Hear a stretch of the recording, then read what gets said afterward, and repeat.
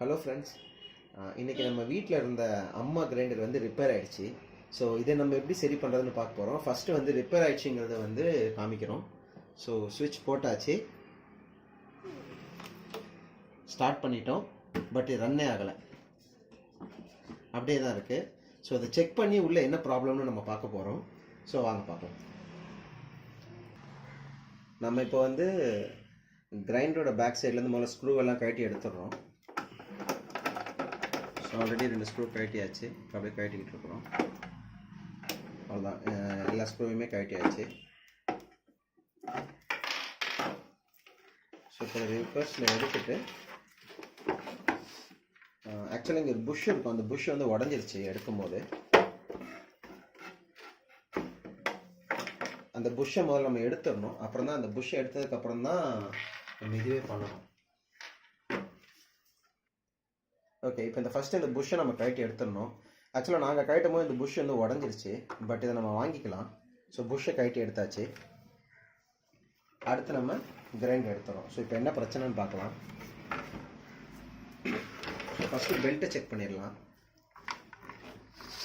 Okay, பெல்ட்டெல்லாம் கரெக்டாக தான் சுற்றுது. ஓகே, ஸோ வேறு என்ன இஷ்யூவாக இருக்குன்னு பார்க்கலாம். ஓகே, இங்கே வந்து கெப்பாசிட்டர் வந்து வெடிச்சிருக்கு. ஸோ இதுதான் மெயின் இஷ்யூ. ஸோ இப்போ அந்த கெப்பாசிட்டர் மட்டுமே மாற்றிட்டாலே போதும், நம்மளுக்கு வந்து கிரைண்டர் ரெடி ஆகிடும். ஸோ இப்போ பிரச்சனை என்னென்னு பார்த்தீங்கன்னா, நம்ம வந்து இந்த கிரைண்டர் வந்து ரிப்பேர் ஆகிடுச்சு அப்படின்னு சொல்லி தூக்கி போட்டுருவோம். அப்படிலாம் கொண்டு போய் கடையில் கொடுப்போம், திரும்ப அந்த கிரைண்டர் வரவே வராது. ஆனால் இப்போ என்னென்னு பார்த்தீங்கன்னா, நம்மளுக்கே தெரிஞ்சிச்சு இந்த கெப்பாசிட்டர் தான் போயிருக்கு. ஸோ இந்த கெப்பாசிட்டர் மட்டுமே நம்ம வாங்கி மாற்றிட்டா போதும், கிரைண்டர் ரெடி ஆகிடும். என்ன, இப்போ போயிட்டு நம்ம ஒரு எலக்ட்ரானிக்ஸ் கடையில் போயிட்டு இந்த கெப்பாசிட்டர் வாங்கிட்டு வந்தாலே போதும். இப்போ நம்ம போயிட்டு ஒரு புது கெப்பாசிட்டர் வாங்கிட்டு வந்திருக்கோம். ஸோ இதுதான் இந்த எரிஞ்சு போன கெப்பாசிட்டர், பார்த்தீங்கனாலே தெரியும் எரிஞ்சு போயிருக்கும். ஸோ இப்போ நம்ம புது கெப்பாசிட்டர் வாங்கிட்டு வந்துட்டோம்.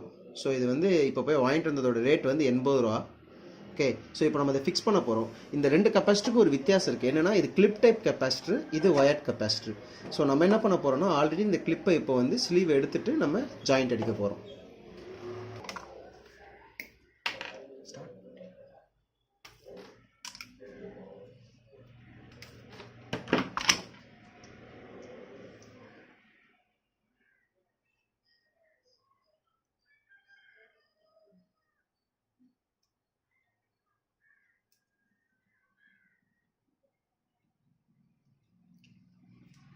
ஓகே, இப்போ நம்ம வந்து ஜாயிண்ட் அடித்தாச்சு.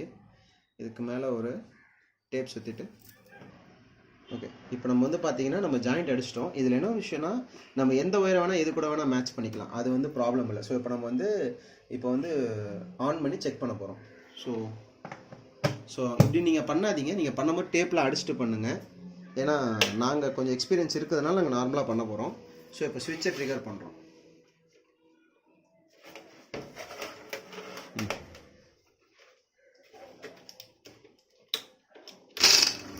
தெரியுதுங்களா? இப்போது கிரைண்டர் ஓட ஆரம்பிச்சிருச்சு. ஓகே, ஸ்டாப் பண்ணியாச்சு.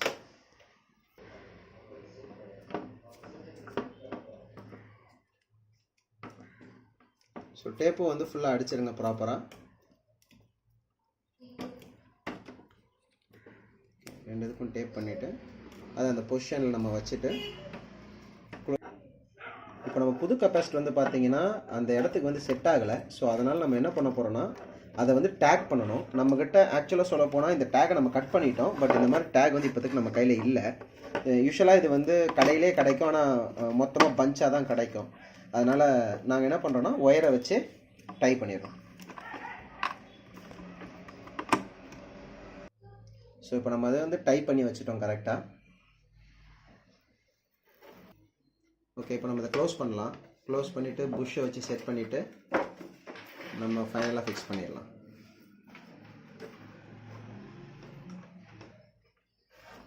ஸோ இப்போ இந்த உடஞ்ச புஷ்ஷையும் நம்ம கொஞ்சம் ரெடி பண்ணணும்.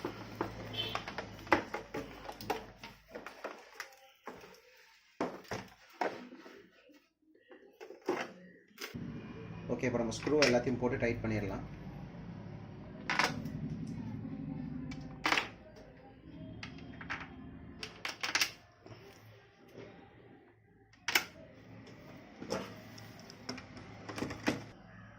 நம்ம இப்போ இந்த உடஞ்ச புஷ்ஷையும் வந்து பார்த்தீங்கன்னா ஐ மீன் வாஷரை பார்த்தீங்கன்னா சரி பண்ணுறோம். ஃபெவிக்விக் வச்சு ஃபிக்ஸ் பண்ணிடலாம். ஸோ இதை நம்ம ப்ராப்பராக ஃபிக்ஸ் பண்ணால் தான் நம்மளுக்கு வந்து அது மேலே வந்து கல்லை வந்து உட்கார வைக்க முடியும். ஸோ கொஞ்ச நேரம் ஆகட்டும், அது ஃபிக்ஸ் ஆன உடனே நம்ம வச்சுட்டு இது பண்ணிடலாம். ஓகே, இந்த வாஷரை நம்ம ஃபிக்ஸ் பண்ணிடலாம். இந்த வாஷர் ஆக்சுவலாக போடுறதே வந்து உள்ளே டஸ்ட்டு போகக்கூடாது, மாவு போகக்கூடாது அப்படிங்கிற மாதிரி ரீசனுக்காக தான். ஸோ இப்போ நம்ம அதை வச்சு ரன் பண்ணிடலாம். அப்புறம் இன்னொரு விஷயம் என்னென்னா, இந்த வாஷர் வந்து நம்ம வந்து கரெக்டான பொசிஷனில் போடணும், மாற்றி போட்டுறக்கூடாது. ஸோ இந்த பொசிஷனில் வச்சு போட்டுட்டு ஃபிக்ஸ் பண்ணிட்டு மேலே கல்லை வச்சு ரன் பண்ணிடலாம்.